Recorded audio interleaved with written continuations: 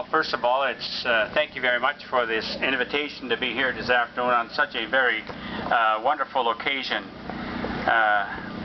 And of course, I want to acknowledge also, of course, Mr. Ashfield, our Minister, Mr. Leonard, Provincial Minister, Your Worship, Reverend Blake, Mr. and Mrs. Irving, and distinguished guests. I'd like to be able to say I'm a bit Scottish.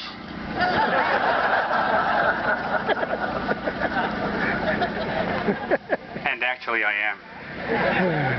You see, when the Scots came to this part of the world, they didn't necessarily bring their women with them. And so genealogically there is some Scottish and Irish roots in my Aboriginal ancestry. This morning I had the privilege to be at another event, a place called Caton's Island, which is celebrating its 400th anniversary, which marked the first European settlement actually in this part of our province. And we were a bit rushed to come up here, but thank goodness I made it in time.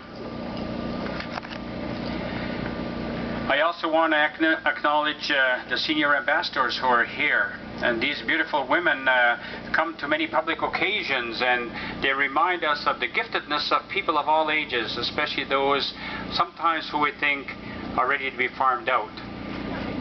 But really they are beautiful people. They offer such a wonderful presence. And I see some wonderful children here, small infants, and that's good. It's wonderful to see those stages of life present in front of us. In front of you, of course, are also some very commemorative signs of, again, the past of our province. If you look at these 6 individuals whose faces adore these little monuments that are there, which reminds us again of part of our history. Part of the importance of never forgetting where we come from. Part of the importance of acknowledging the contributions that all cultures have made to our most beautiful province. And I also want to thank, of course, the media that is present here and those that are recording this particular moment, because it is my hope and dream that in our province, not only our educational system, but within the many organizations that exist in our province, we will proudly display our cultural roots, our awareness of our past, so that we never forget our ancestors. That's important, because we pass this knowledge and love of our history to future generations.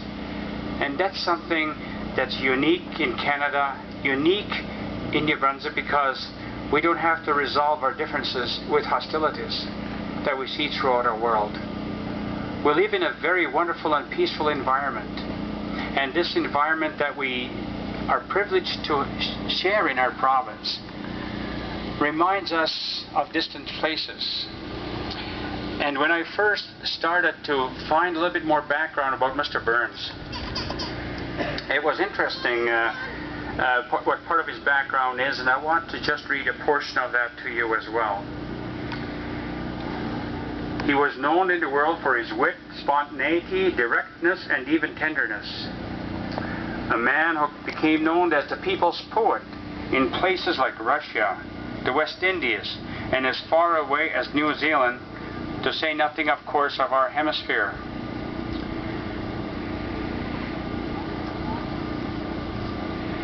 He's also responsible for some nice tunes. I hope I'm not sure if my Scottish will be all right. I might have to ask Mr. Leonard to help me. But Tam O'Shanter, A Red, Red Rose, and of course, Auld Lang Syne. It says in the notes that he was a terrible farmer, a poor office clerk, but some say he is the world's best poet. A man like every other common person. Burns' rise to fame began 225 years ago, in 1786, at the tender age of 27. His first work, which was published entitled Poems Chiefly in the Scottish Dialect, became known as the Killarney edition. and the notes indicate that his motivation for publishing was initially financial, but his ego also played a role. He relished the thought of seeing his poems in print. He had been courting a girl, Jean Armour, and the community and her family were outraged because they found out that she was with child. But he decided to leave for Jamaica, and the publication of his work was to pay for his trip. And events changed, because 612 copies of his collection were printed in plain blue wrappers. The reaction was staggering. No one could believe that such a pathetic farmer could write in such a lyrical and captivating way. And he rose to the challenge. He excelled, throwing himself into Shakespeare and other masters. He would constantly read, learned French and Latin, became an accomplished mathematician, and eventually an expert in philosophy, politics, botany, geography, theology, and of course the Bible. Burns, of course, took Edinburgh by storm and eventually our world. And why? Because his work is the continuing story of an ordinary man, an ordinary person, who loved nature, beauty, culture, and politics. And I just want to quote one portion of his poetry.